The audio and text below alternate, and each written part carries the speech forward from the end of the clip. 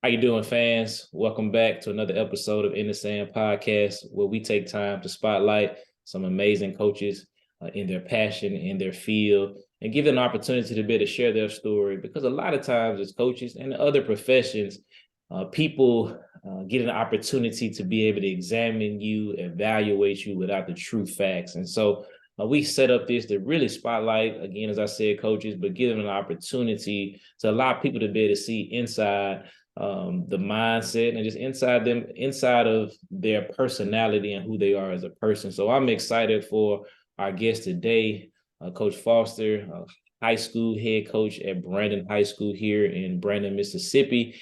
Coach Foster and I, we go way back. And of course, my first year of teaching, I was at Murrah High School. That was kind of a dream of mine. I never wanted to be a teacher. Being Coach Foster talked earlier, I just wanted to be a hooper. I wanted to be the next MJ, but I realized that the Lord didn't have it in my plan. So teaching and coaching became my next big thing. And so my first year teaching was Coach Foster's senior year in high school. And so it kind of dates at least one of us, as we talked about earlier. But again, I was excited to be able to coach him back in my former high school. And we're going to talk about it later on in this interview about the great tradition of Murrah High School. And hopefully we can get it back to where it used to be.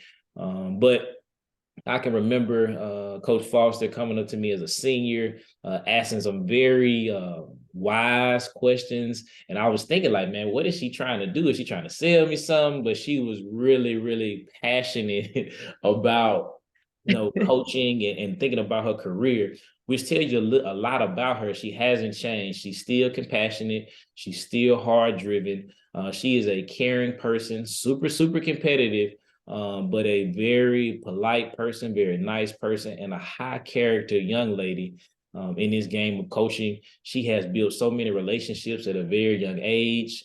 We had Coach Brown on the previous episode, and Coach Brown from Madison Central spoke highly about Coach Foster. So I'm excited to have her on. Coach Foster, welcome to the show. Wow. Thank you for having me. I'm really flattered by your words. You tooted my horn, so I'm gonna toot your horn a little bit too. Yes, I love the story of how we first met. Obviously, I know our families know each other pretty well. Yep.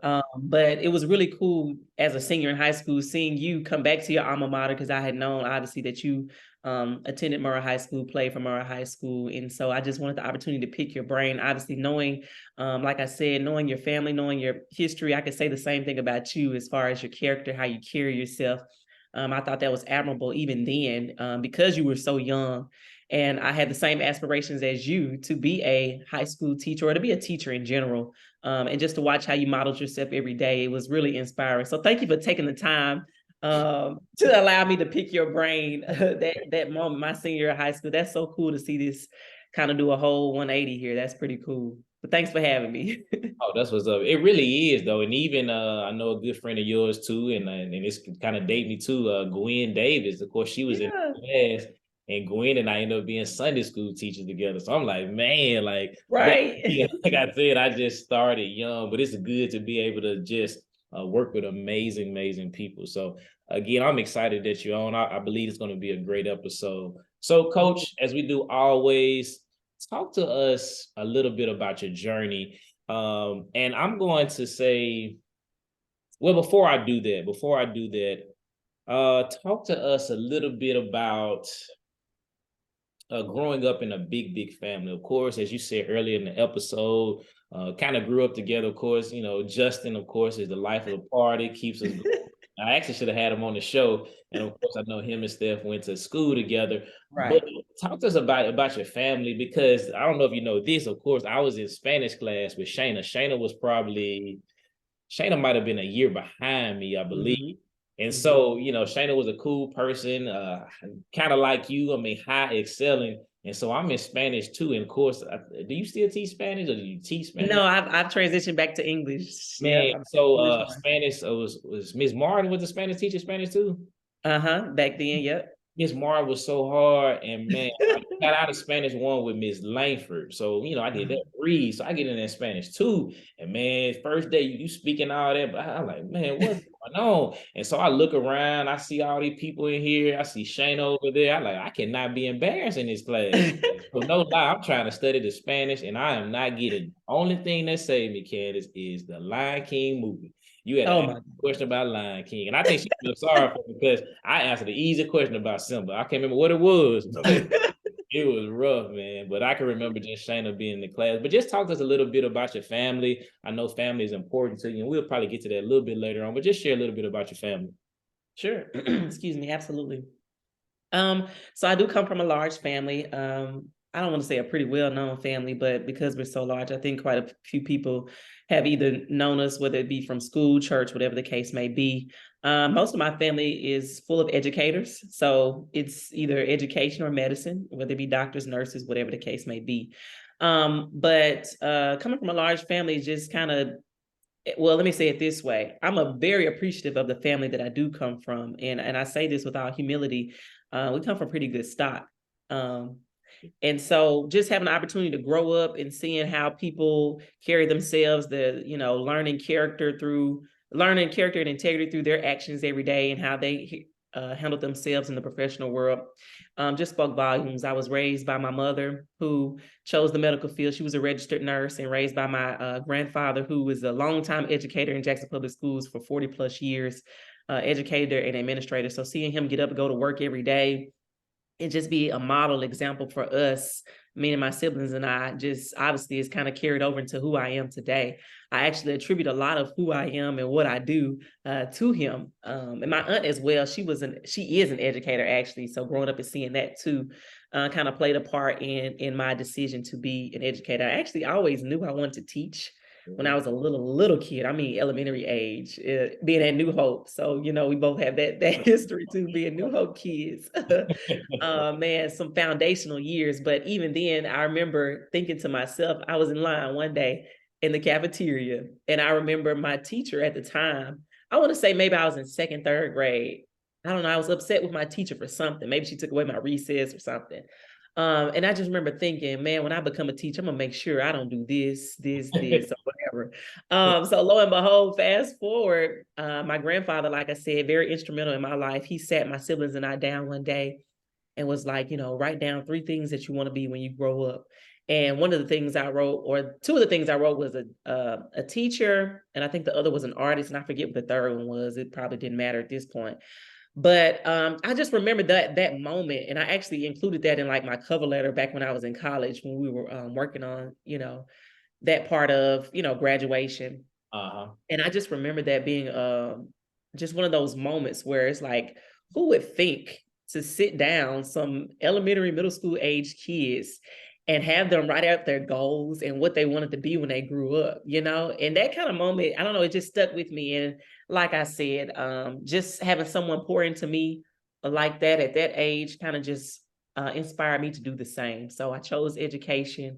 I've loved every minute of it. I think a lot of people be surprised that I'm not a typical coach, in that I actually teach a core subject area. So and that's kind of a funny story too, but that's a long story. But anyway, to answer your question, yeah, coming from a background, a family full of educators, people that are servant leaders, has really shaped who I am right now. That's amazing that you really shared that. I know I kind of got away from the original script with that, but I just felt led to ask that because again, family is really a lot about who you are. As a couple things you said when you mentioned New Hope, they called us yesterday asking do we want to kind of get in, and I'm thinking like, they giving me the prices. I'm like, oh, buddy. Tuition is real. Yes, tuition is crazy. Like, and you got to start. They want you to start in the summer and uniforms and lunch and dinner. I mean, lunch and breakfast. Right. Ooh, we might have to start. So it makes you think like our parents, had multiple kids. My mom had 4. Your folks, what is 2 of you all, right? Yep. So think about multiple kids paying that tuition at back then. Like, hats off to them for sowing that seed early. Man, more power. It's a different animal right now. We in inflation. It's just one kid. I'm like, my goodness. But that God will make a way. God will make He will. And then talk about your granddad, man. I never had a conversation with him, never met him directly. Of course, Justin would tell me stories, Steph would tell me stories. about just growing up. But the thing that I do see about him, of course, is, and it's kind of how you are. We're gonna talk about this later on. Always dressed to the T. Oh Doesn't yeah. matter where he's going. Takes pride in a lot that he does. You can look at his vehicle that he drives, and then takes pride in the way that he how he eats, his health, and things of that nature. Like all of those things are recipes for success. And you see Absolutely. so many people, we all know what it takes to get there, but we don't do it. And you can look at your granddad and he just does it correctly. You just look at it, he does all the small things, and we can just replicate that. We could be successful as well. Again, I never had a conversation, but again, that's why I just tell sometimes, and that's, I know this is, it's kind of like what this show is the opposite of. We look at people and judge people, but I try to take a different perspective. I look at people from a distance and I just watch the way you move, because if you watch the way how people move long enough, you'll Yep. be able to figure out who they are. And that's why I kind of wish sometimes when fans come to the game, instead of watching us for that hour and 20 minutes and make Right. final judgment, watch how we move. Maybe I Yeah. know you can't come to practice because my practices are closed, but Mine just too. watch how we move. Come to a few games. Come watch us in Mhm. clinics, watch us in film sessions. Then your opinion will change. So it's important to Right. watch the way people move without being judgmental. I So agree. it's with that though. So I might have to sit down with pops one day, Oh yeah. and say, if I don't, kudos to you. I respect what you're doing. Now I said that, which is going to be a great segue leading into what we're talking about now. Talk to us about your basketball journey, and it's kind of funny you said this earlier. We kind of almost have a similar path, almost, but it kind of changes. Of course, I went to Chastain. I know you didn't go to Chastain, but you taught at Chastain. Of course, we went to Murrah High School. You both went to Murrah, played in amazing programs. Of course, Mhm. you went to Mississippi State, did your thing there. Then you came back, and we're coaching in the same school district at different schools. So, talk to us about your basketball journey and just kind of how it took you to where you are now. Wow, that's a great question. First, I got to say, no, I didn't go to Chastain. I went to the rival, the better school, Powell Middle School, Mighty Mighty Trojans. Power. But no. Yeah, actually, it's funny that you mentioned that we do kind of have parallel journeys Yeah. to some extent. You know, growing up in New Hope, Mhm. going on to Jackson Public Schools, Powell Right. Middle School, Chastain Middle School, Mhm. having a playing career there, and then both going to storied programs like Murrah High School. I still believe that the road to the big house has to go through Jackson. I just remember all those years where Jackson Public Schools were fighting each other, you know, for the championship, or fighting each other for the ring. And so Yeah. those are such cool moments, and obviously moments that kind of shape our lives and how we coach. Those experiences that we had. Like you mentioned, graduated from Murrah, the Murrah High School, the only place to be. I hope I'm able to say that. I know I'm not a Jackson State alum, so I can't really say the Hey, like. hey, do your thing. Okay, I'm gonna respect. make it crazy. You can't say the. Hey, man. We ain't got no trademark. Okay. Okay, well, I would say the only place to be, because that is one of those Murrah monikers. But Andrew, yes, man. had a chance to play under the great Anna Jackson. Probably, I think I want to say the winningest coach in women's basketball history in Mississippi. 10 state championships, Hall of Fame, you know, so getting to watch her every day, seeing how she carried herself, how she conducted our practices, how she ran our program. A lot of that shaped some of the things and ideas actually that I implement as a coach now. Some things I honestly that kids have questioned me about. And when I think about it, I'm like, why do I do things that way? Oh, that's right. You know, and I remember this is how it was done for me. Yeah, And sometimes it doesn't make sense. And some things I've had to adjust just because of the generation that we're in now. But that is. anyway, just to get back to the story, played at Murrah High School just like you, graduated from there. Had the opportunity to play at Mississippi State. I don't think a lot of people know this, but actually that's a faith story in itself. I actually walked on at Mississippi State and earned a scholarship during Christmas of my sophomore year. And you would have thought that was one of the coolest moments. You would have thought that we had just won a national championship, the way that my teammates celebrated that moment with me. So that just says a lot about family. Mississippi State honestly really is. It's a family thing. And so I try to make sure I model that in the programs that I lead as well. But went on to Mississippi State, had the opportunity to play for Coach Sharon Fan and Otis for 2 years. Then we got a new head coach in the great Vic Schaefer, who's now at the University of Texas, doing an excellent job. played for him for 2 years. And then actually, once I graduated, actually ended up graduating a semester early so I could start my graduate degree and get it paid for, Smart. So I was his grad assistant for a year. I really, really cool thing. I got a chance to see the other side of coaching in doing that. And it's funny because as a grad assistant, you do so much behind the scenes and you see so much, and obviously it's a different world for being a player and a coach. And now you kind of see the decisions that are made. Is kind of like, okay, now that I'm in this seat. But it's actually funny because our associate head coach at the time, Johnny Harris, she's actually the head coach at Auburn University now. And I remember her, I'll never forget this. I want to say it was the summer. Obviously colleges host camps, and we were doing I think it was like maybe a high school camp we were doing, and I was just kind of doing whatever they were asking me to do.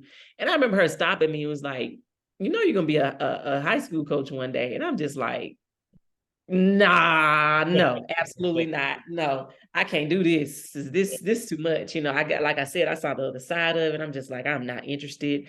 Actually got burned out, honestly, from basketball. Just all of it all together, just because, it's so many moving pieces that people don't see or recognize. Like you mentioned, you come to an hour and 20 minutes and you're able to make a judgment when you really don't know all that goes into it. So having seen it and experienced it and done it, it was just like, nah, coach. I laughed it off. Honestly, I was like, absolutely not. I want to be a teacher. I know what I want to do. That's it. And so anyway, like I said, I was a GA for Coach Schaefer for a year, and usually that's a 2-year thing.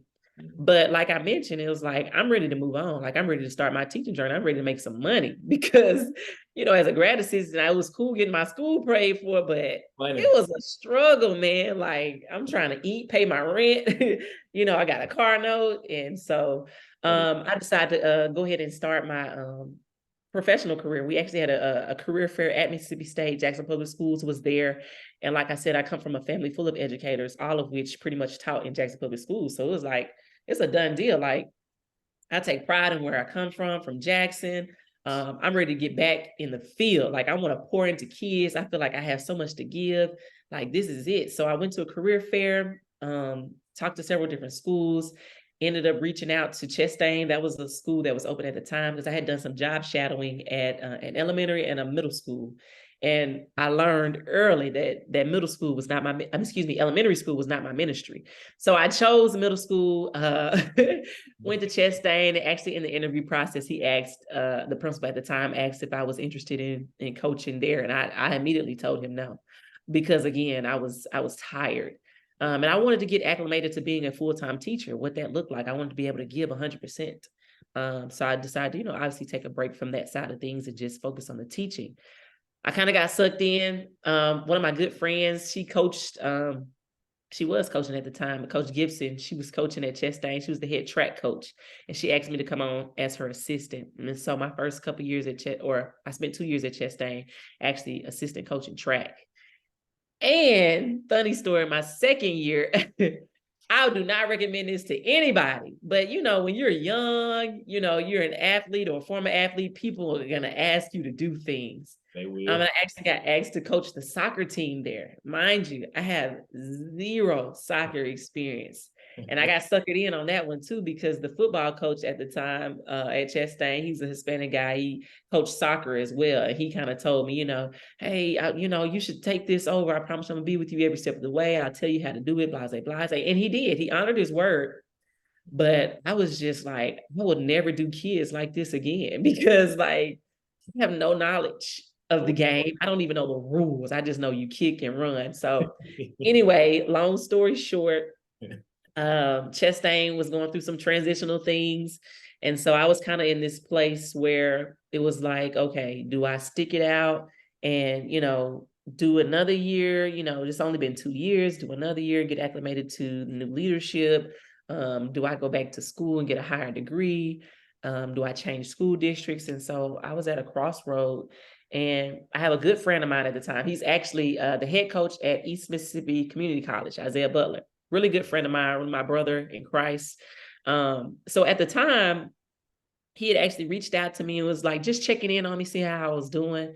And I told him where I was at this crossroads of what's next, I'm like, this has been an experience here, what's next?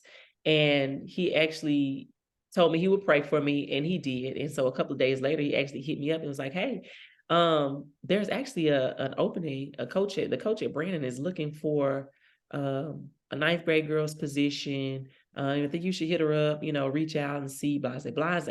And at the time, I was just like, okay, but I was not interested because, again, I'm avoiding basketball. I'm avoiding leaving Jackson Public Schools because this is home. This is where I want to be.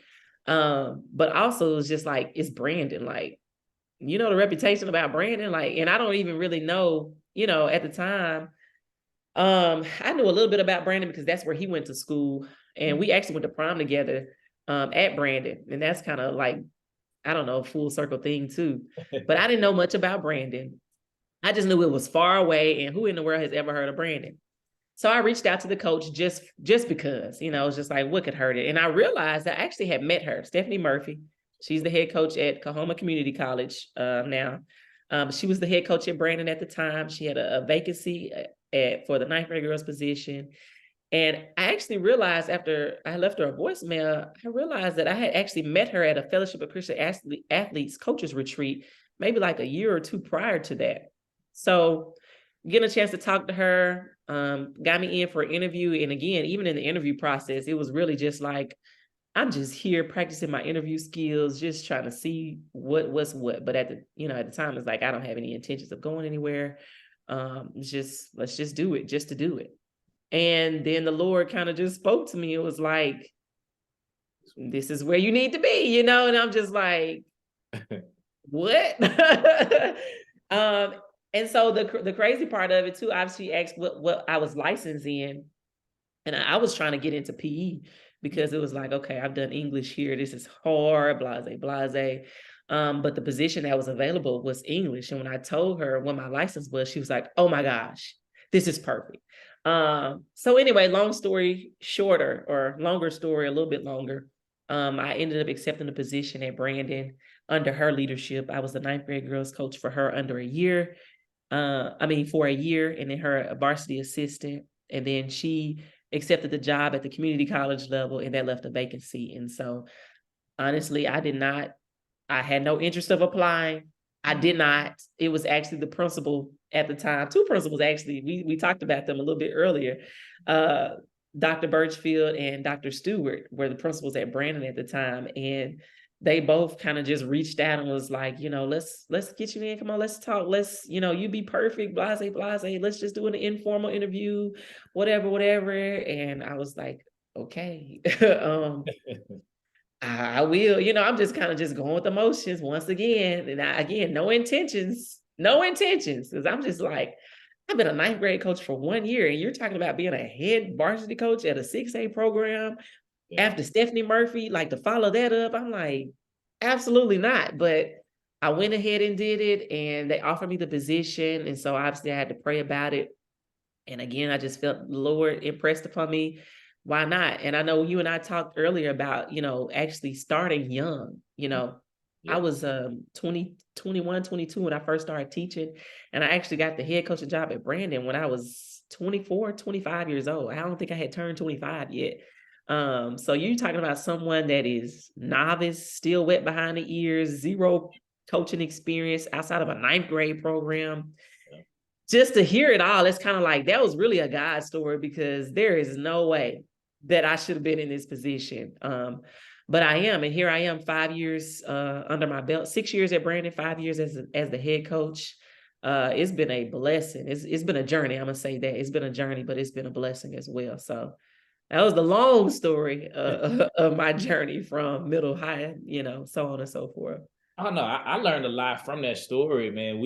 It's funny, and we said it earlier. It's a lot of like relationships that we kind of know the same people, right? Of course, I had opportunity to coach against Coach Gibson when she was at McLaurin at the time. Yeah, straight competitor. Yes, that's a whole story. That's another story on that one. But I got one too. Yeah, but so I'm a just what's up, Coach? Coach Butler, I didn't realize that you knew Coach Butler. I know that he, of course, is at, you say he's at Kahoma, right? Assistant. No. He's the head coach at East Mississippi. Right. Because he was at Kahoma. Was he? That's right, with Murphy. That's right.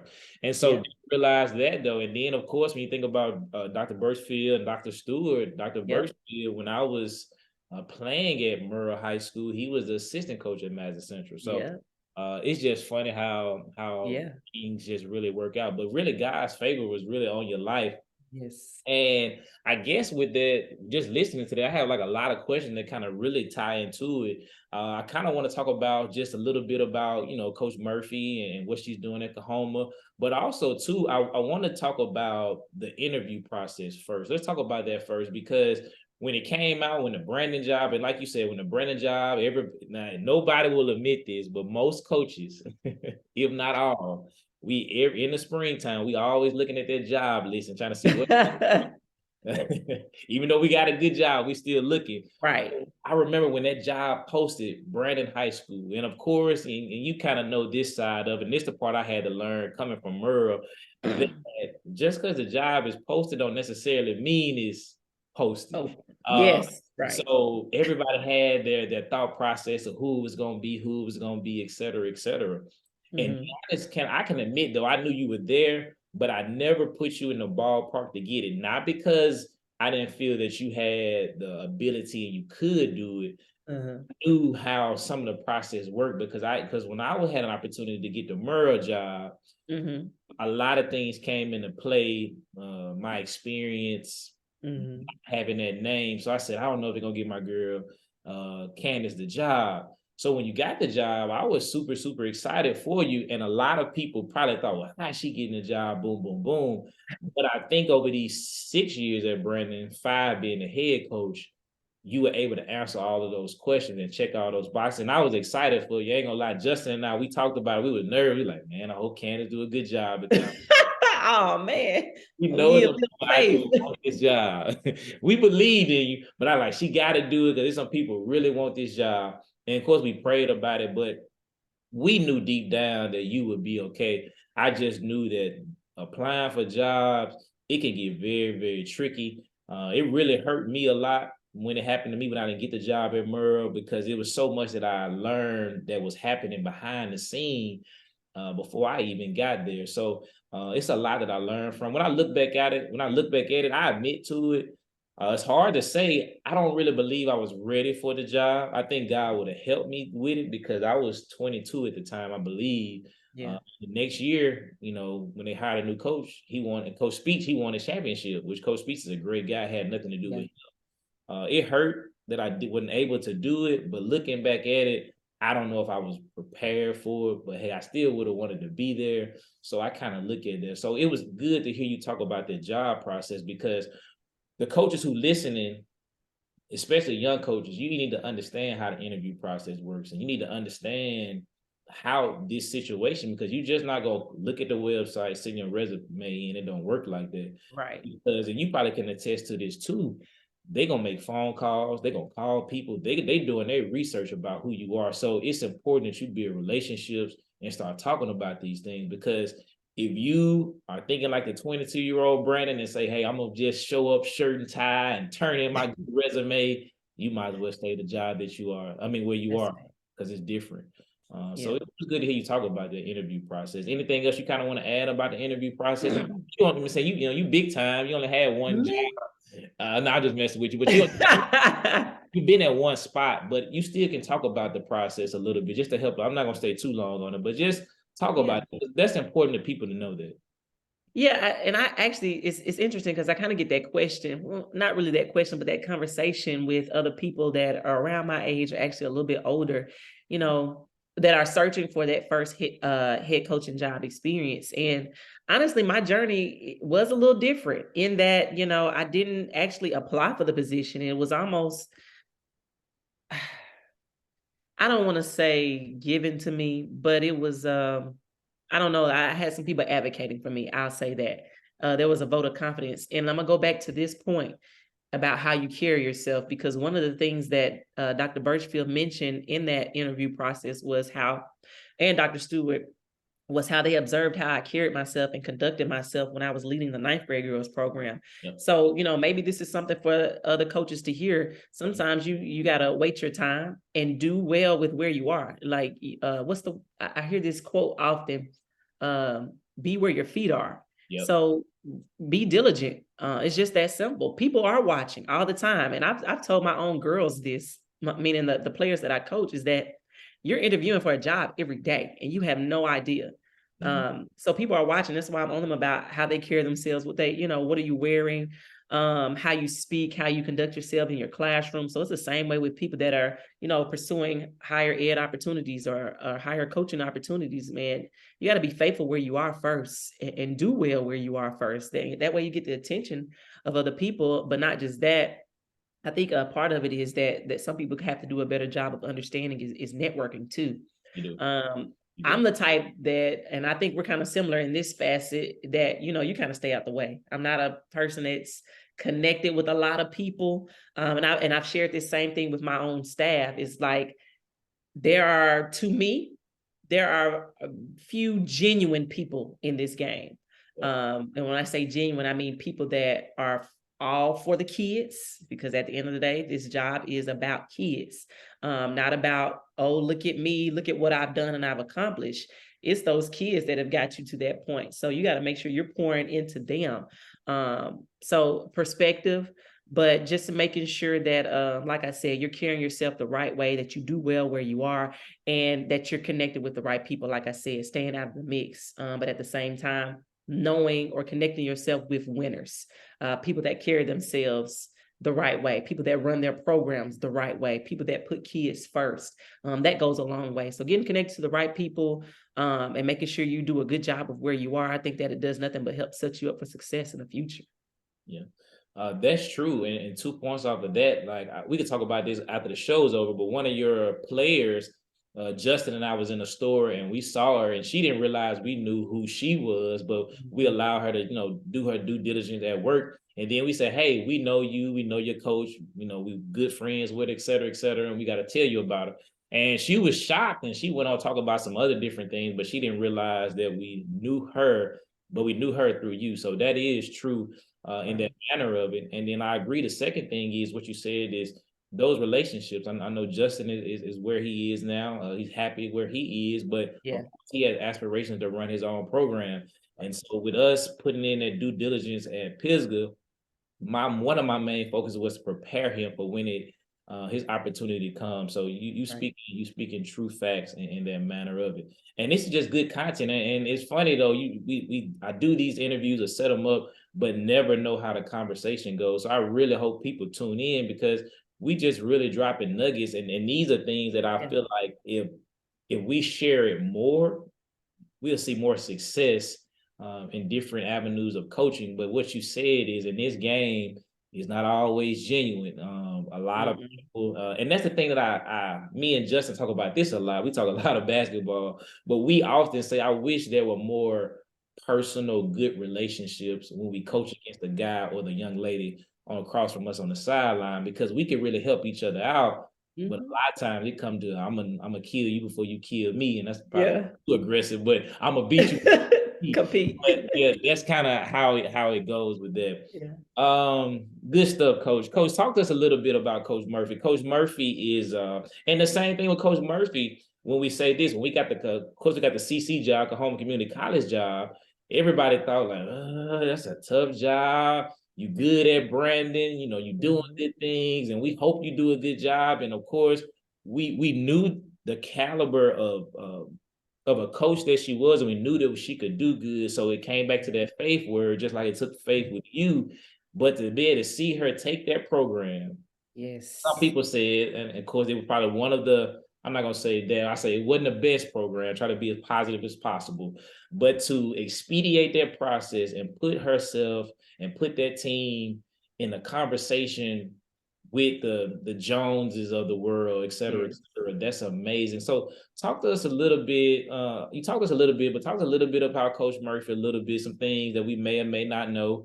Talk to us about how you feel about what she's doing up there. I mean, I think it's amazing, but sometimes I think we take it for granted because, like you said, winning is harder than what it looks. Yes, I agree with that. First of all, let me just say I am a huge, huge Stephanie Murphy fan. She obviously brought me on at Brandon, but it wasn't just one of those, okay, I've moved on, so you by yourself. Yeah. She's a mentor to me. Mm-hmm. And it's funny because I remember my first year coaching at Brandon, or the head coaching at Brandon. I called her probably every day. Mind you, she's got a whole program to run. Right. And I know you won't say it, but I'll say it. It was the worst program on the women's side. Yeah. Um, and just the school has a reputation itself, but I just to see the work, the difference that she's made just by being on campus. And I'm not just talking about on the basketball side of things. I'm talking about how she's been involved in making decisions, on the academic side of things, on the beautification of the campus, just really changing the conversation around it. And I know that she takes such pride in it because she's a hometown girl. She's from there. She's from the Delta, and she won't let anybody say anything negative about it. So to go from worst to first, I think it's just a testament of who she is, Mm-hmm. and the work ethic that she has. And actually, I could say worst to first because I actually got a T-shirt, and that was one of the things that she said. I think it was year 2. Yep. Was I it year think I 2? I saw want to that. say year 2. Mm-hmm. They're at the bottom of the league. They go from winning, I want to say 3 games, prior to her getting there, and then she doubled the wins, won 6 games that first year. She was able to bring in her own recruiting class, and then they finish at the top of the league. They're competing for I guess, the state championship against Jones, which everybody knows. They're a national powerhouse and Yep. do a really, really good job representing the state of Mississippi. But just to go back to her, she's a competitor. And I think a lot of things people something people don't really know about her is she's a terrific leader. She's a natural born leader. She's a leader of people. But even more so, maybe if you follow her on social medias, you'll see that she's truly a person of integrity, and a person of faith. And so I think a lot of the success that she's had has a lot to do with her belief in who God is and his faithfulness to her time and time again. And so I think what was special for me having that 1 year under her was being able to see that, God is faithful, or God honors those that honor him.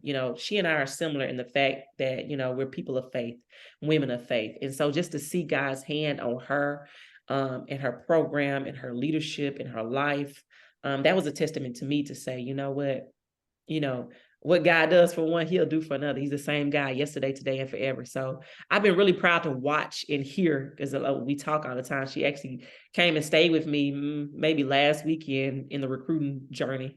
Sometimes she'll make pit stops here. So to be connected with someone like that and have her as a mentor and watch what she's been able to do, where she is, it just says a whole lot, a whole lot. Respect. That is though. I saw her last post when she talked about what she has to do to be able to recruit a kid and some of the stories she says, and when she said Yep. she could get out there and get them kids, and that was a that was a funny little quote that she said. But also too, what you said too, I'm an observer, but one thing I observed from a distance, again, never had a conversation with her at all, is that when she comes to a game or she scouts and you in the building, she has an opportunity to be big time and go Oh sit yeah. big time crowd. As we always say, when you coaches, we know this. It's always a click when you go to the game. You got the people that's standing up, that's big time. You got the college, Uh-huh. but she always makes a way to find you, and you can just tell the connection that you all have. But she hasn't forgotten where she came from and the people who really, really matter. And to me, That's that right. shows just a genuine person that she is, and just listening to you. Very. So again, what you say, the way you carry yourself always makes a big, big difference with that. So let's kind of talk a little bit about this is okay. Let's talk a little bit about your program, Coach. Now, of course, you've had a lot of success early. Didn't start off like that, probably the way you wanted it to, but I think Yeah. it still was success. And of course, you have put together a program that when we looking at, because Coach Stewart, who's at Richland with me now, of course, I think he might have been at Chastain with you are, but he's a big Brandon supporter as well. But one thing that him and I talked about a couple of weeks ago is that in 6A girls, once you get past that first round, if you can get past the first round, when you get to that second round, the second round all the way to the Coliseum, it's a battle royal. You don't know who's gonna come out because it depends on the matchups. It depends on home and away. But again, one thing that we talked about is the way your culture and the way you have implemented your system is a sight to see, especially with some of the teams that you play, the district that you in. It's an amazing thing. So, Coach, talk to us a little bit about how did you implement your system or implement your style of play? And then talk about the culture that you have at Brandon. And to be honest, as Dion said, it ain't really hard to find your culture. You can just look at your social media accounts that you have with Brandon High School Lady Bulldogs, and you can kind of see it. But for those who don't, who are not as active, talk to us a little bit about your culture and also how you implement your program, or how have you implemented your program? I think it's interesting that you say that because culture has been one of those focus areas for us this year. Um, and it's been a challenge. I know you and I were on a coaches group or coaches seminar.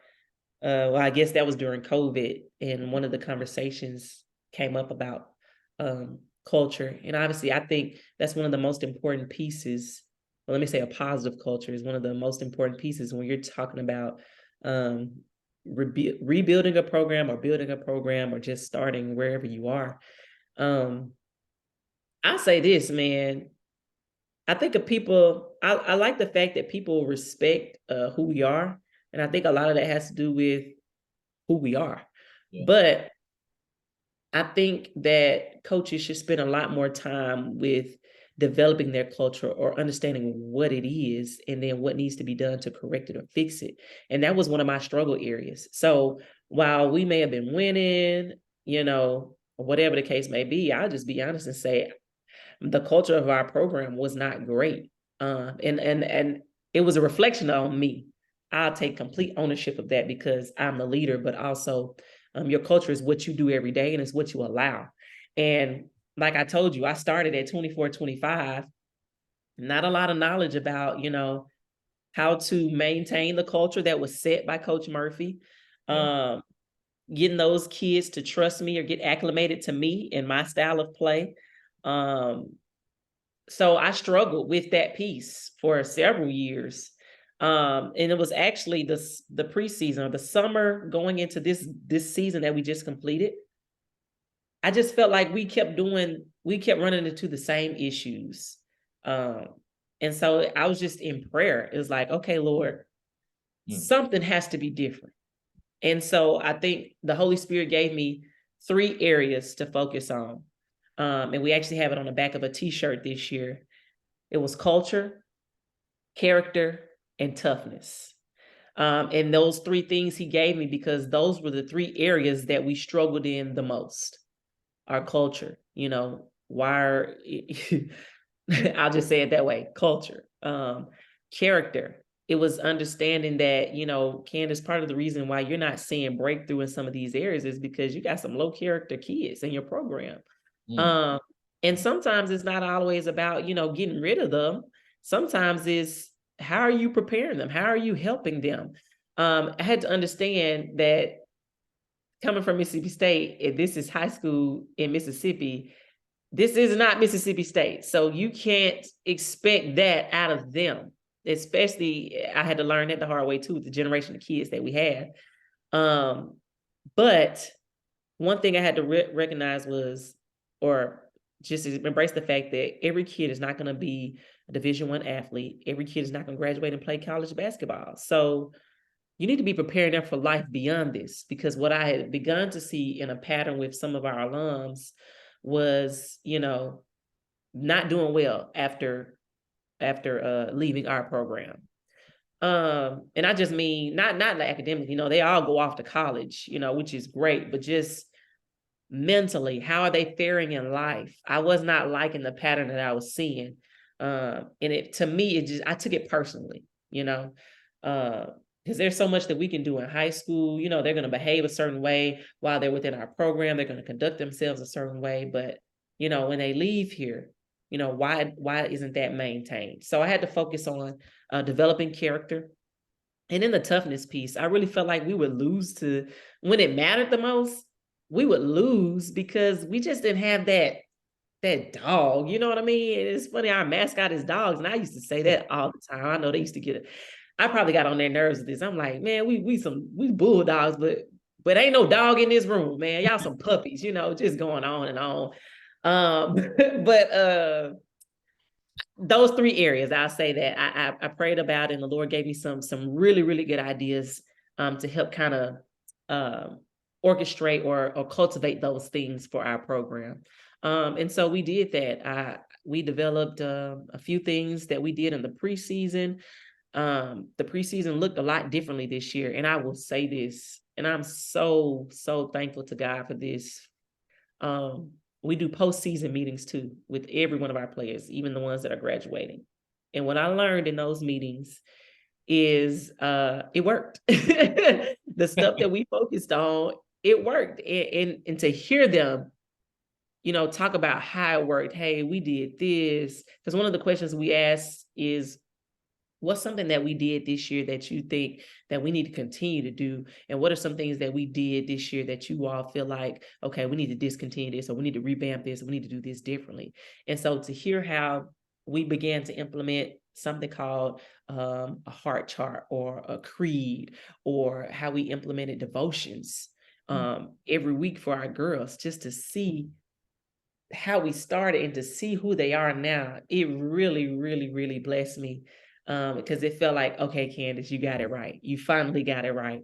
Our culture, just to see our program, OMG, I've just been elated to see how pleasant this year was for me. I talked about it in some interviews I had during the season, how this group has been so fun to coach. I mean, there are highs and lows in every season, but one thing about this group, they were extremely coachable. Their character, I didn't have any major issues out of any kid. And as a coach, that's a blessing. So that part, everybody liked each other. That was something new, because sometimes there are cliques in teams. So just the camaraderie, we do team bonding. I have the girls over here for Christmas, or we had another team bonding event here or at one of my assistant coaches' house. We had a backyard movie screening with popcorn, like just doing things to kind of cultivate that culture. Yeah. The devotions and the other things that we were doing in the preseason helped cultivate their character. And then the tough things that we put them through, in the preseason and during the season, just to kind of get that dog out of them. And just to see the fruit of that this year, even though this season did not end the way that I expected it to and the way that I wanted it to see the fruit of the CCT, culture, character, toughness, I think that's something to celebrate. Definitely. So I've just been proud, man. Real, real, real proud. And then I think you asked the questions about systems. I think a lot of what I do, as far as the X's and O's, I don't know who I was talking to. This was some other interview that, man, about 90% of our playbook is Mississippi State. So at least when Coach Shaver was there, that a lot of what we do is that out of bounds plays, half court sets. A lot of that is things that he's done. And then I got to give a lot of credit to my assistant coaches. They bring a lot to the table. So could not have done what we've done without their input and without their trust. Man, that's coach. That's good stuff. It's making me question the things I need to start doing. But that's real though, coach. I'm sitting here writing notes down. I'm writing notes down for a reason. Writing notes so I can remember what I want to say, but also I'm writing down notes so I can look back and implement those things. And it's fun. It is so funny though. Like all the things that you said that you do at Brandon, Justin and I did those things at Pisgah. And I do those things now, post-game meetings, post-season meetings, just trying to change it up. And one thing that you said when you talked about the culture and the character piece, that was the biggest thing with us. Like we did focus on so much. I guess I'm gonna go back to my small school days working at Pisgah. We focused on kids like graduating. We focused on them doing the right thing. But when Justin and I looked at our kids post graduation, we saw that a lot of our kids were not going to college. A lot of our kids just went in to start working, which is no problem with that. But what we said is and we tried to implement it, of course, before we transition to our new jobs, is that we wanted our kids to focus on some things while they're in school. And I can't think of the name. I think we call it like the triple threat. But what we was trying to do is we said you got your academics, that's one. Athletics, playing ball with us, that's two. But we said let's find a third thing that can possibly help you when you graduate. And what we was focusing on is let's try to get you, if get you with the ag program at Pisgah.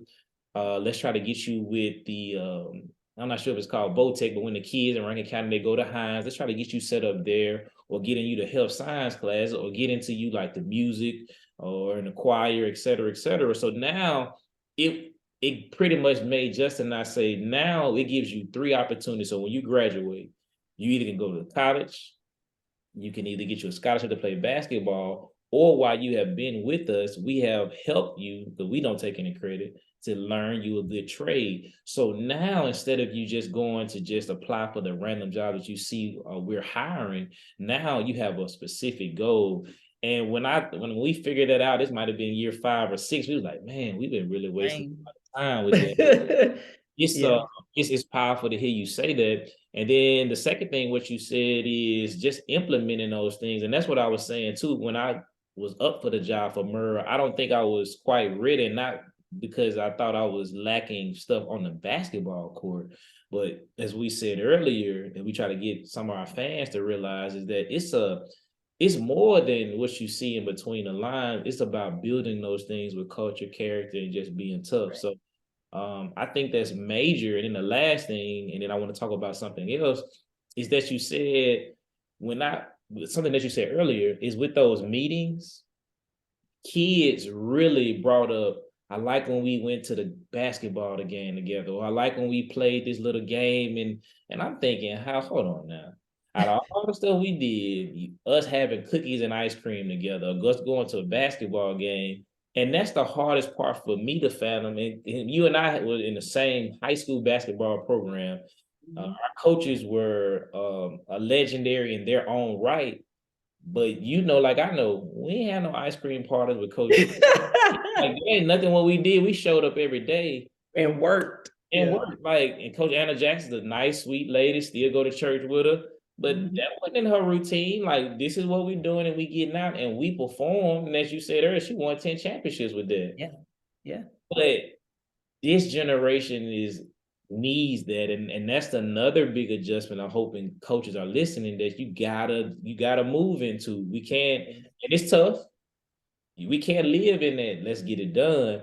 Like, you got to transition to where these kids are now. Like, you got to have a Snapchat dance off. If you got to get your TikTok on, if you got to do whatever, these kids, they need and want that. And that's tough for a lot of coaches to adjust to. But it's something that got to be done.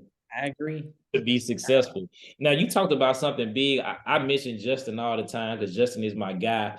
And you mentioned your assistant coaches, and of course, and you were in there, and your coaches were in there with Tony Tadlock. I'm gonna have him on in a couple episodes. Excited about that as well. But he said something that kind of put everybody on notice, which I kind of already knew. I mean, he kind of called your assistant coaches like the dream team, the all-stars of what they do. And hopefully we can have another episode to get them on all together, because I don't want people to think, oh, he's just talking to head coaches.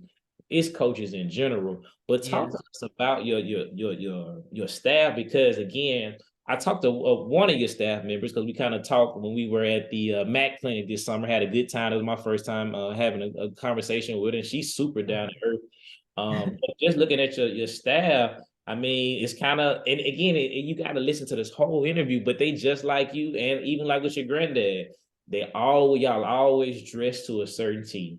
It's color coordinated, it's smooth, it's cool, it's fashionable. Like when y'all walk in, like you're gonna know that y'all gonna play hard, y'all gonna take charges, rebound, score, but you can fool people, because when y'all come from that locker room, walk that sideline, especially when y'all do y'all heels, they know these women about the business. So talk to me about your coaching staff. Just get them a little shine, just tell a little bit about them. Again, I know a little bit about them, but just share about the dream team as Coach Tadlock refers to them. Talk to about your great coaching staff. That's hilarious. Tadlock is actually a really good friend of mine too. So to hear him say that about them, it means a lot. But I'm gonna say this, and this is not to slight any other coaches that have worked with me. Yeah. But this group that I currently have is the best group that I have ever had at Brandon. Obviously, this is the only place I've been, and actually, my AD. We do postseason interviews with our AD as well. So I actually met with him Friday before we got out for spring break, and he actually gave them the same compliment. He was like, you guys seem to be the most close-knit staff on campus. And I think people see that because obviously we spend a lot of time together here, in the gym, just working together, but we hang out a lot outside of here too. Like we're legit like friends and we share a lot of life together. And I want to say this too to other coaches that may be listening. I think part of having success in any program is very, very, very important that you have the right people around you. Number one, as a head coach, this job is hard. It is. I'll be the first to admit it. And I tell people that, and I tell them all the time that I cannot do this by myself, and you would be a fool to believe that you could. Now, I've been blessed because I don't think there are many other schools that have as large of a staff as I have. I know people tease us often and call us a college staff because there's so many of us. But I think a lot of that has to do with, the dynamic of Brandon because there's only one middle school. And so I have a middle school coach who serves as our varsity assistant. And then we have a ninth grade program. So she has her own program and then she serves as a varsity assistant. And then we have a JV coach who does the JV girls and is assistant coach for me. So it kind of works out that way where I have such a large group. I think the more eyes, the merrier. I kind of got that from Coach Murphy. This was the system that was already in place when she was here. But it does help because you have so many eyes. It's hard as the head coach to see everything, and there's a lot that I miss that they catch. And one of my favorite things about the group that I have is that they are proactive. And I compliment them on this all the time. It's like, I appreciate that I don't have to tell y'all what to do. Yep. Sometimes as a coach, you model what you want. And so I think early on, there are some things that I had to model and show, and of course, instruct. But ultimately, these are grown women. And the fact of the matter is, they all want to see kids win. And I think all of them will be excellent head coaches one day. And my goal, like you kind of mentioned once before with Justin, is to kind of groom them for that, prepare them for that. And so I've tried to make sure that I model what I want to see, inspect what I expect. But at the end of the day, I think maybe they would say this too. I trust them and allow them to operate in their gift. I don't micromanage. If I want to see something done differently, then I'll say that. But oftentimes I don't have to because they are really good at what they do. And it's like I mentioned just now, all of them will be head coaches one day. So it's, they lead their own programs respectively before they come to me. And so with everyone being bought in, with the relationship that we have off of the floor, outside of the X's and O's, when I say we kiki, we laugh, we hang out. I think even back during COVID, we were in the backyard at Coach Church House, painting canvases, hanging out, we'll go to dinner or whatever, celebrate each other's birthdays. I mean, like we're a real close-knit group because we treat each other like family. But again, I can't say enough about each of them. I could talk about each of them individually, but I'll just keep it at, I trust them to do their job. They do, they're excellent. They have a spirit of excellence about themselves and they really help me. Because again, there are things that I miss and there are situations that I want to handle a certain way, but I have to be real back in. It's like, no, you need to consider this, this, and this. And so, man, when I say I'm super thankful and blessed, we are what I consider, and I say this with humility, I consider us to be the standard. That's the name of our group message. I named it the standard. I put it in our bio on our social media because I truly believe that we are the standard for girls basketball in Mississippi. So I take pride in that, and they wear it well.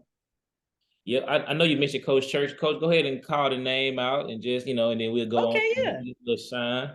Yeah, for sure. So my JV girls coach is Coach Jasmine Church. And by the way, every one of the women on my staff have played high school and college basketball. So I think that's another additional benefit for the girls in our program.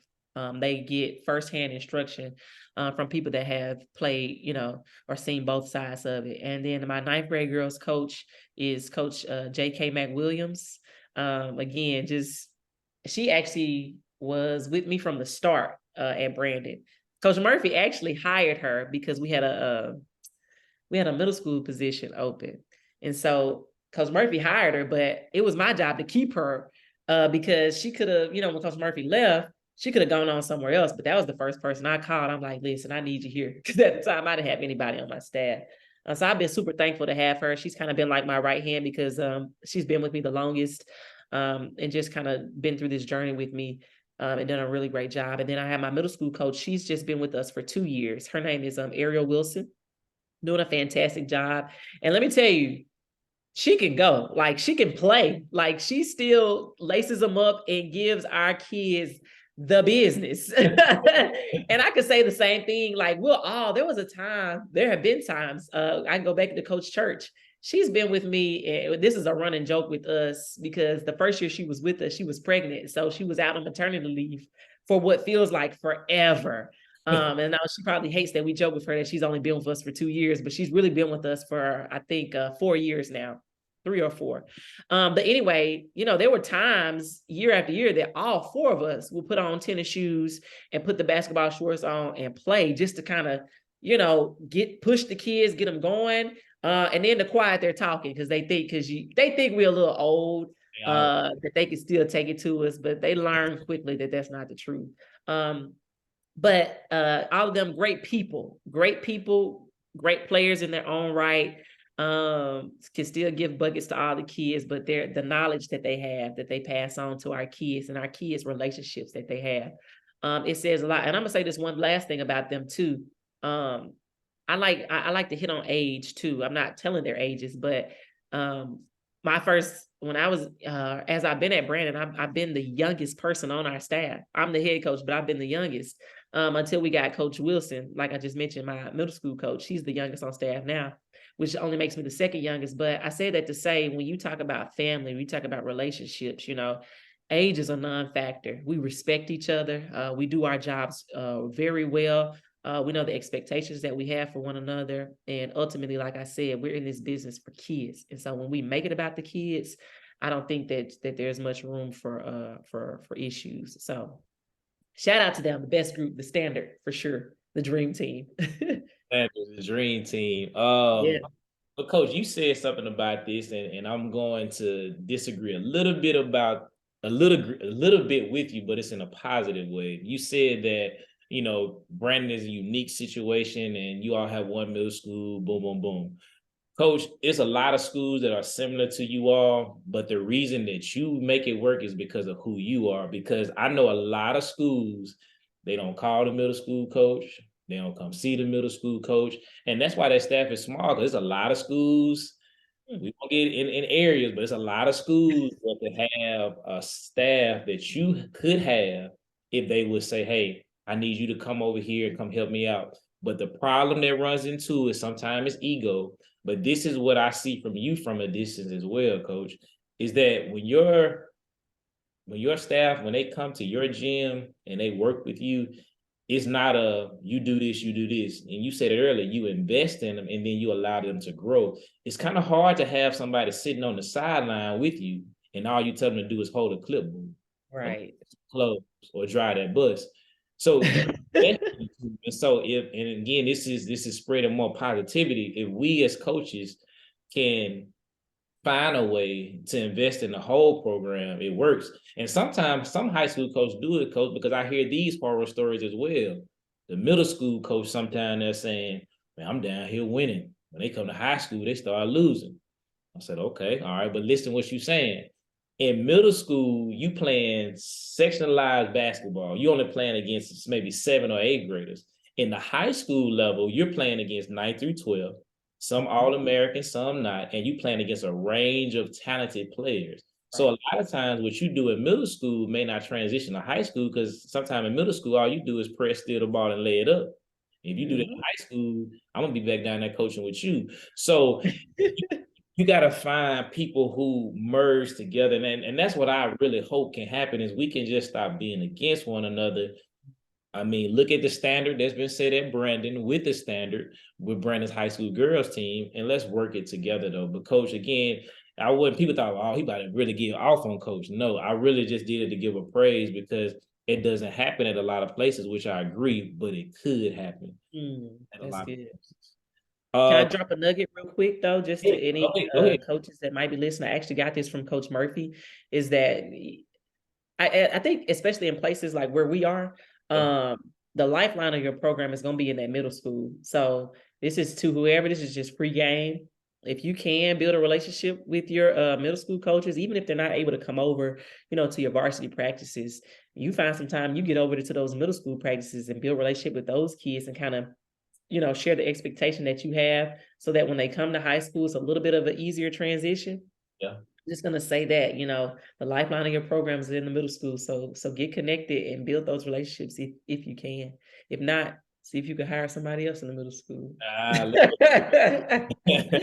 Hey, but I'm gonna leave that there. hey, coach, that you don't have to say nothing else. That speaks volumes in it, coach. And that's the seriousness of it, though, coach. You got to have it. At Richland, I'm blessed because we're an attendance center. So I'm blessed that my assistant coach is our head middle school coach, and we do work well, Coach Thad Bridges, together. Oh, great. That's a benefit for it. And I'm gonna even throw this out there. It made me think about when I was talking to you. I even lean on a lot of times with our girls program, and you and I can probably attest to this too.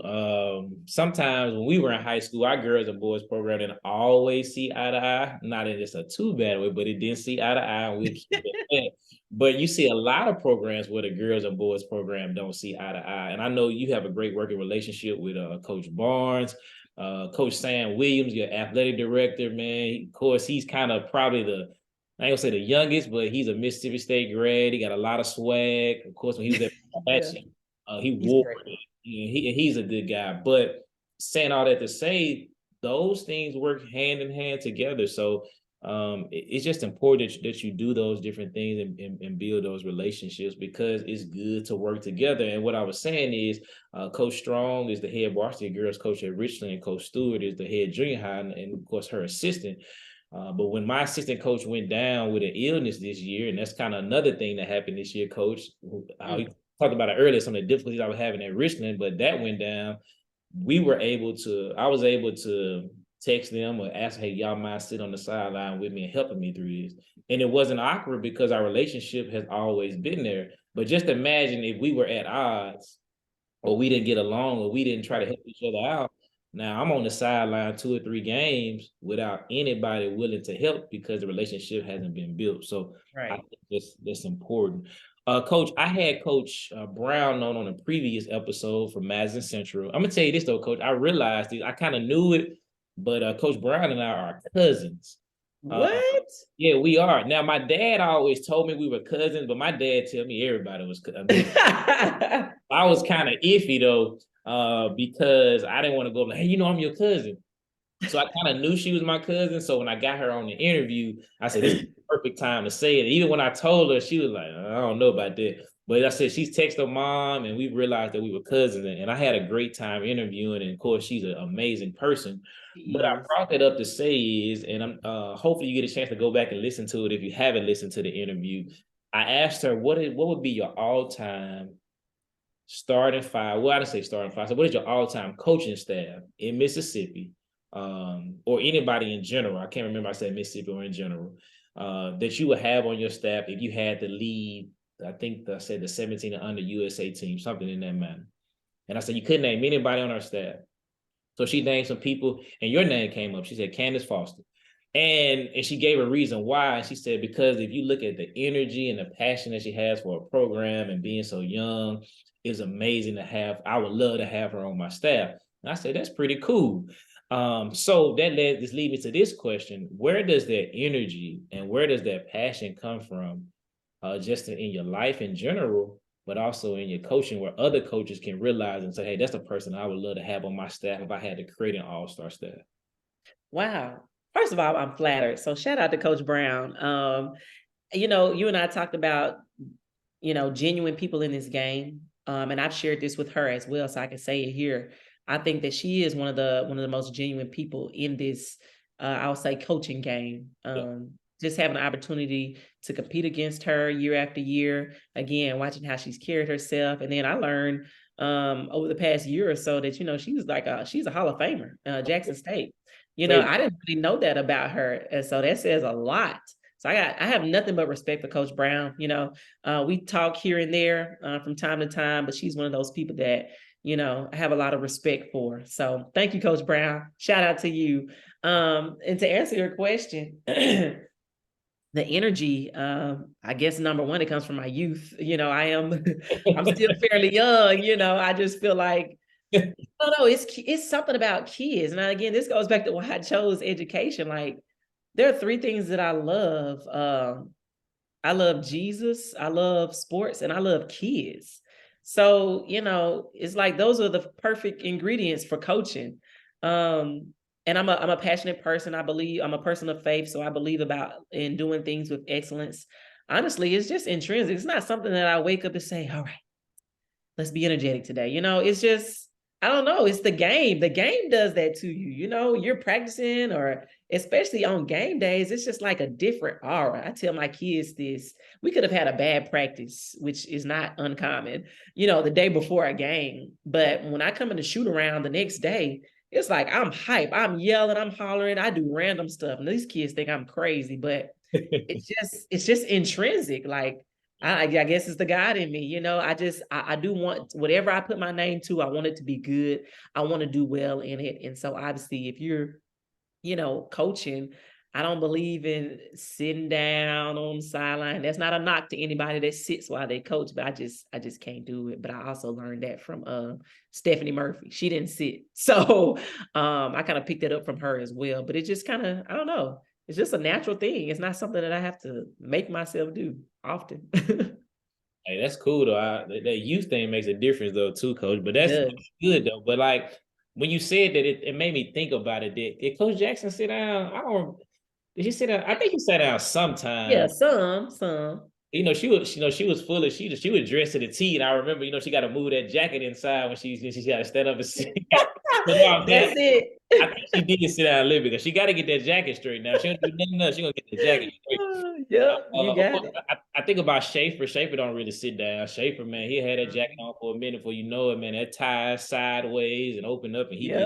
Yep, that jacket coming off. And like you said, ain't no knock to those who sit down because Right. Coach Luckett in Northwest ranking.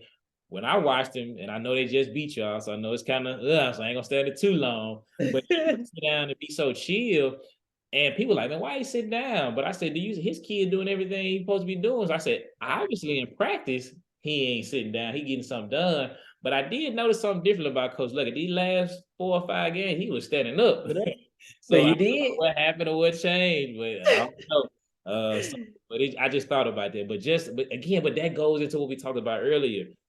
Why he sitting down? Why he doing, like, why y'all got to do that? You come to the game, enjoy. If you want to get to know, Right. listen to the podcast, or just take time to watch us over a period of time. But There why you you doing it? Like, come on now. go. Uh, I but love it. anyway, another story for another day. Coach, let's talk a little bit about strategy, and then we're gonna kind of get you out of here because I kind of know I know you got things to do as well. You talked a little bit about your offense. It kind of simulates what Mississippi State did when they were at Mississippi State. So let me just ask you this part of the question. Talk to us a little bit about defense then, of course. What is your defensive?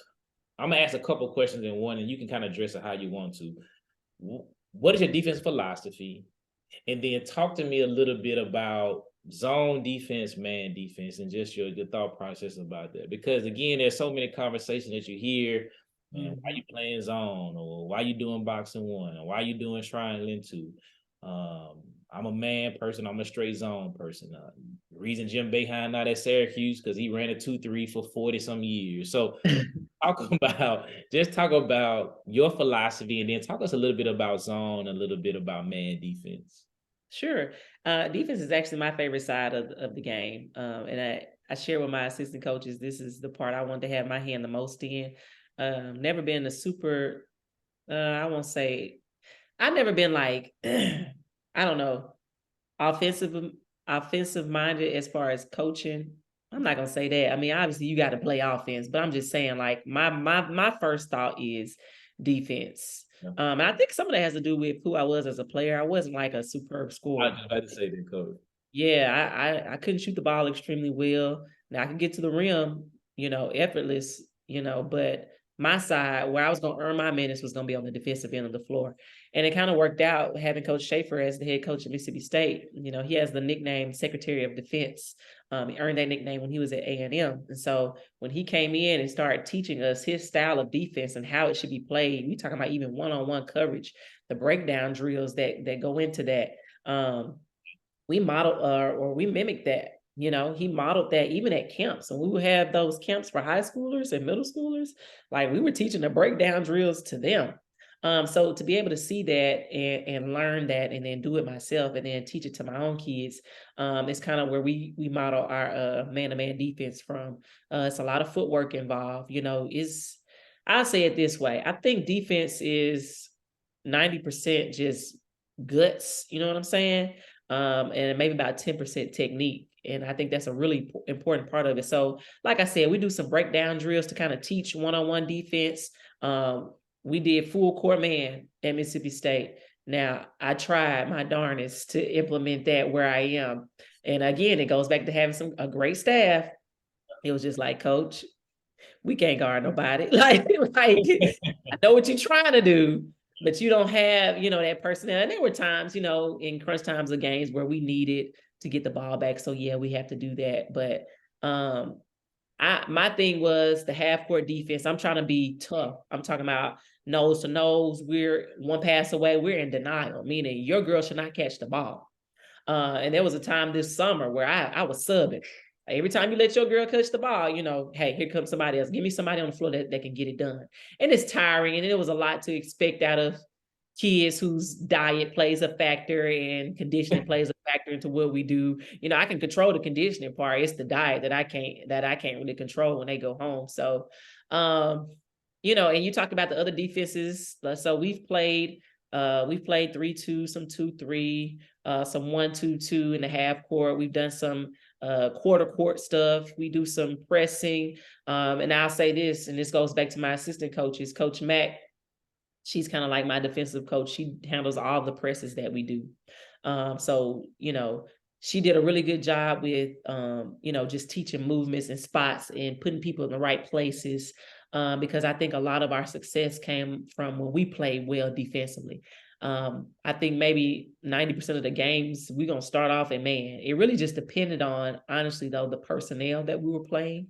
It really determined what defense we were going to play. Now, again, I'm going to start off in man, especially if I know you don't have great ball handlers. I'm going to try to get as many turnovers as I can. But, if I don't match up with you necessarily that way, then we're going to have to look at a zone where it's a drop, somebody fronting a guard in the front, post player in the back, or whatever the case may be. Again, it just depends on the matchups. It depended on personnel to determine our style of play defensively. But the crux of it was going to be whatever we played, even in the zone, it was going to be aggressive. It was going to be tough. It was going to make you try to force a turnover out of you to get us a quick, easy bucket. That's important. That's kind of one thing our girls coach, Coach Strong. She's definitely a man coach, but she also feels that if it feel like your man can be your zone can be your man. And even though you fall back into a zone, you still can be aggressive about him and still have man principles within it. I think that's major. And if you just look at some of the matchups, and you have had some classic matchups against some legendary coaches or some upcoming coaches. Some of your matchups against Meridian, matchups with Clinton, with Coach Fairley, some of your matchups even with Germantown. And of course, I know the season didn't end the way you wanted to. It's even with the game with Harrison Central, you can tell that your defense philosophy really puts you in a position to be able to win. And of course, things didn't work out the way you wanted it to. But again, I realizing that the way you all play, the way that you fought through it, the way you kind of fought to kind of get where you needed to get, and it didn't necessarily work out. I think that's just a testament of where you are. And that was a tough, though. Again, I know we haven't talked about it. We might talk about it off camera, but again, I know that was tough, though. Harrison Central is kind of, we very biblical, as they say, kind of been that thorn in the side for you. These past couple of years. And even before the end, Coach, and that's kind of what Coach Stewart and I was talking about. You had some matchups that you had to match up with coming out there south. It is from Meridian. It just, I remember the year. Was that the year you had to drive all the way to the coast to play Meridian? Yes, But you, 2020. yes, but did y'all? How did that game come out? Did y'all won? Y'all okay? That's how. Man, we got Okay. stoned. All right. That might have been okay. So, but y'all that was like third round though, right? Yeah, it was. It was the quarterfinals. Okay. Yeah, So for the I Coastal thought y'all League. still had a good season. And that's what I was saying. Oh You yeah, still kind of like you say, you just the matchups where it is. But again, because of what you said, the defensive philosophy. If you go back and look at the scores of those games and look at what the teams are scoring per quarter, it shows you the defense makes a big difference. But you go, of course, like you said, prayerfully, you're going to get to that spot, and we're going to be cheering oh for you. yeah, oh yeah. Coach, I got a couple quick. I guess I got a couple fast break questions as I call it. I'm still trying to figure out what I want to call the closing I segment. like that. Yeah, I appreciate it. I don't want to steal nobody else on their podcast. I listen to a lot of podcasts, and I know everybody got their little thing. So I'm kind of sticking with fast break questions, but we'll see how it works. I like that. It works. Appreciate that, Coach. I asked that one already, so let me go to this one. Talk to us about some coaches you like to coach against because of who they are and what their team brings to the table. What's a couple coaches that you like to coach against and their teams because of who they are as a person and what they bring to the table? Yeah, so you kind of mentioned one of them already. They're one of our district matchups. That's Meridian, Coach Faulkner at Meridian. Coach Faulkner and I are pretty cool. She's a competitor, and I love that. It brings the competitive edge out of us, honestly. The success that she's had, and to play against that, um, she does an excellent job with culture. With her program. And I think a lot of us saw that, especially with the tournament run that they made last year. Obviously, they end up winning the state championship, which was great. So getting a chance to play against a program like that, where they're going to be tough, man. They're really hard to beat at home, on the road. They're just a tough nosed team, but that says a lot about her as a coach. She drills that in them. She does a really good job with mental toughness and physical toughness. So it's always going to be a game for us when we play Meridian. Our girls tend to kind of get up for that kind of game. And I'll be honest, I never really know what to expect out of our girls when we play teams like Meridian. But what I've learned is they, for some reason, they get up for that moment. And I love that. I love that because I remember my first year, my first year coaching at Brandon. It was senior night, and it just so happened that we were playing Meridian for senior night. Ain't that scheduled, but go ahead. Man, what? I had no idea. I'm just green. I didn't know. I'm just like, okay, this is who we playing for senior night. Okay, let's play. And at the time, we had some things going on behind the scenes. I told you about the culture piece. I really just didn't have a hold on that at the time. And we had some things going on. And man, she ended up beating us like 40 on senior night and still pressing now. Ain't gonna Like, change. yeah, starters in at the end of the game. I'm just like, wow, Now, honestly, her doing that didn't bother me. I didn't think anything of it because I had so much other stuff going on at the time. But to have to stand up and continue to coach during all of that, that was really tough. So we've always kind of battled back and forth over the years. And then I can remember the second year, like you mentioned, we had to go to the Coast Coliseum and play them for the quarterfinals. And again, they end up beating us pretty badly there too. So it's kind of like, oh gosh, it's kind of like that hill I can never get over. And then fast forward there, my third year, 21. We finally got her. They came to Brandon. They were number one in the state at the time. I think they were undefeated. And it was set to be a really good a really big matchup for us. I don't think we were in the same district just yet. But anyway, we ended up beating them by 12 or 15 at the time. And so that for me, that was finally like, okay, y'all can do it. You're capable. And it's not like I ever doubted before. I just didn't think we had maybe the belief at the time. So anyway, getting a chance to change districts, and now we're in a district with them. So we see them at least twice a year. Really 3 times this past year. I'll just say it this way, we've had some battles. So I look forward to playing teams like them because they're so tough. And I think about the kids that we have and where they come from, the backgrounds. It's kind of like, we're gonna see what y'all really made of. Y'all about to compete against some dogs, So I think that's always a fun time for me and for us. She's always really complimentary of us in our program, and I'll say the same thing about her. She does a great job. Another team that I've kind of had run into a wall with is Germantown. Obviously, the last 4 years, they've had pretty much the best player in the state in Madison Booker. The only time I beat Germantown was in a jamboree, and that doesn't count. So, it's been tough, but I like playing against the competition. If you look at our schedule over the years, and a lot of this has to do with Coach Barnes, because he was the one that essentially puts our schedule together, but we don't play, cupcake teams. We put together a pretty tough schedule. Even when we travel and play in tournaments, we want to play the best of the best, because you don't get better. You don't prepare yourself for the Coliseum. You don't prepare yourself for the long run if you're not playing someone against some of the best coaches and some of the best teams and programs. So we don't shy away from competition, because that's the way we know the only way to get better. So I'm all for it. Any chance we get to play teams like them. Much respect to both of them and their program. Jamie Glasgow at Germantown. Yeah, Coach Faulkner had the opportunity when she was at the clinic, and she spoke about culture, and she gave us a brochure. I know she talked about how she even get her kids Christmas gifts. So I remember her talking about culture. And then one of those conversations, she did give you a shout out as well about what you did. So that's respect, Coach Glasgow, because I had an opportunity to work when I was at Germantown. I think 2000. I guess that's 13, 2013 and maybe 2017, 16, somewhere in there. Again, genuine person, her husband. Most people don't realize assistant coach is her husband. And then they get it done together. It's funny to see them off court, managing marriage, relationship, and basketball coach. they make it work though, and I couldn't be more happy for them. Just like they're genuine people as well. Yeah, and she is. We know that, but very genuine. She's a competitor, but very genuine as well.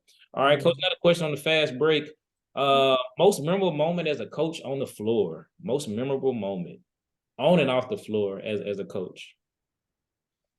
Most memorable moment.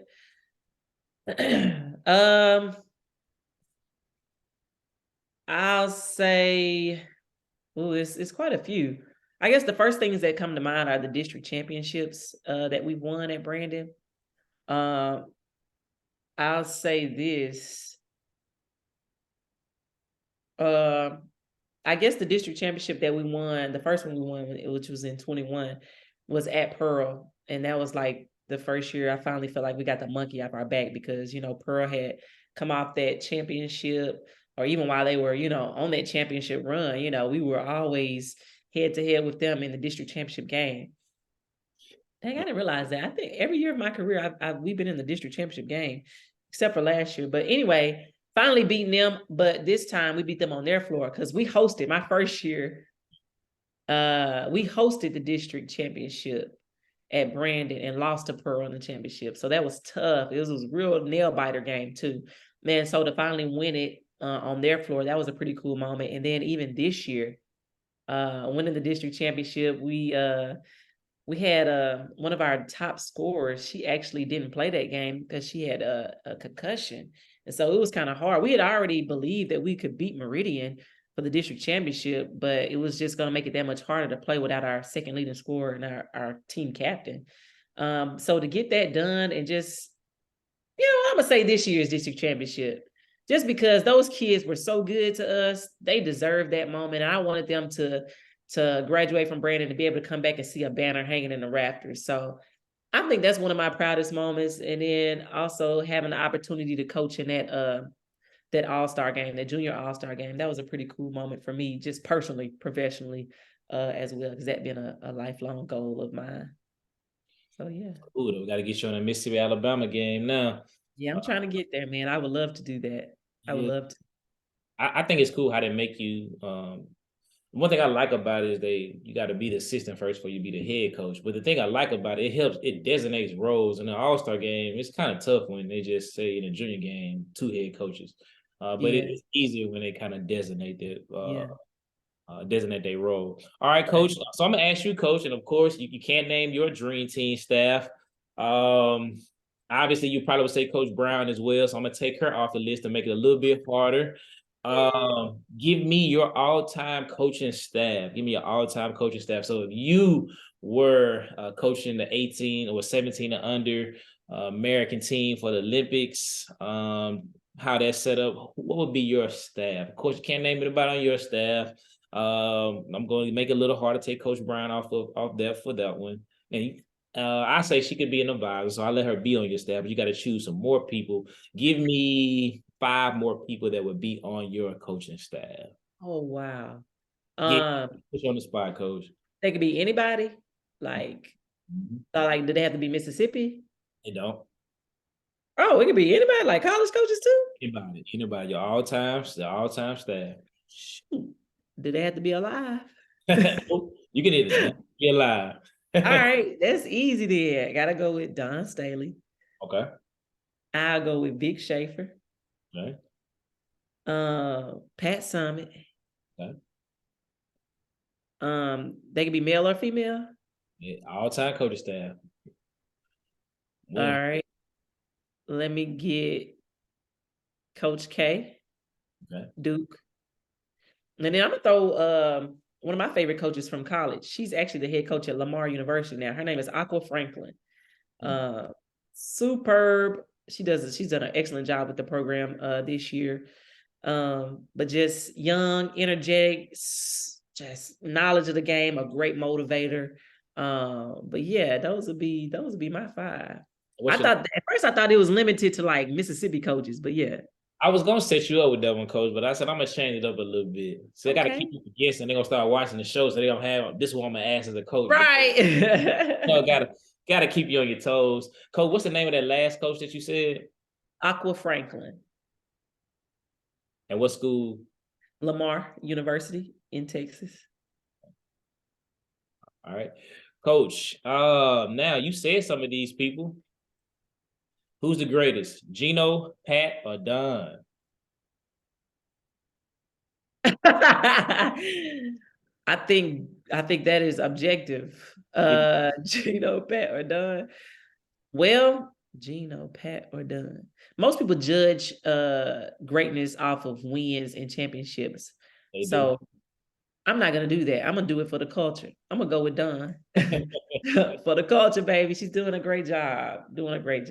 She really is, though, man. I saw a stat. It's funny how they can reduce these odds and different things, but I saw that you can, like, if you betting, you can't even bet on South Carolina because the odds are so high for them to win. Like, you can't even, like, I think it's like the spread is like, I don't want to say a number because I know it's wrong, but I think it's like it's a number that they couldn't score in a game unless they did like the All-Star game and just say get out the way. But I think the spread was like it had a 9. I think it was like 119, 129, 139. That's how high the spread was. So, but I appreciate that stat.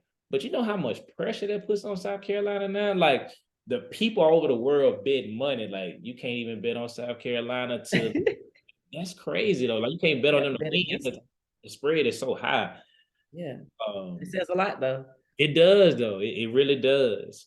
Coach, this was a great interview. Again, I'm excited about just being able to go back and listen to it and watch it. I really hope people go back because we really, really, I give it to you, really put us on game on a lot of different information and a lot of different things. But before I let you go, Coach, take these last few moments, take as long as you need to kind of give us a closing segment about anything that's on your heart or mind before we wrap up. Okay, great. Well, first, I'm just going to say this again. Thank you so much for inviting me. Thank you for having me. I think this is a really cool thing that you're doing, an opportunity for coaches to connect, but also just gain a lot of nuggets, good, insightful information. And I also just want to speak to, again, who you are as a person, again, have an opportunity to just admire you from afar. I respect you. I respect what you're doing. I respect how you handle yourself, how you carry your programs. And just you as a person, man. I told you there's not a lot of people that I really mess with in this game. And I think there aren't very many genuine people, but I can say that Brandon Sanders is one of the most genuine people in this game here in Mississippi. And I think you're doing an outstanding job. So thank you again for thinking of me. Thank you for inviting me and allowing me to run my mouth. I tweeted recently, I think preachers and coaches are probably the most long-winded people. And I'm usually pretty short-winded, but I feel like I chatted today, so forgive me. But And I enjoy it. Was great information. Like you said, we known each other for years, but majority yeah. of what that you said, Coach, I knew nothing about. Yeah, I know. So I thanks for the opportunity to share. As far as closing remarks, man, I'm just, wishing the best to everybody in the game that wants to, especially those that are younger or haven't had the opportunity yet to get that head coaching opportunity. I just want to encourage them to stay grounded, keep your faith in Jesus, and do the work. Cannot skip steps, but just trust God in the process. It's gonna all work together for your good. So that's all I have for you, man. I appreciate you and your time. And I appreciate you, Coach. Coach, again, this is Coach Candace Foster, a head girls coach at Brandon High School. Again, expecting major, major things from her, and just an amazing young lady. Excited to see, where she is going. God has really a hand over her, and it's amazing to be able to see her use her faith to be able to make a difference in this world that we live in, especially in this climate where Jesus is not popular. So I thank Jesus for her being a light for him. So until next time, fans, again, as I always say, be kind, be nice to someone, and thank you for your support of In the Sand Podcast. Please like, please subscribe, please share. And also too, in the comment box or on my message, let us know some coaches that you want to hear from. Again, we don't discriminate, male, female, any sport, assistant or head coach, volunteer coach, paraprofessional AAU coach. We're just here to celebrate coaches. So again, I thank you so much, Coach Foster. Thank you again for your time. And you all have a good day.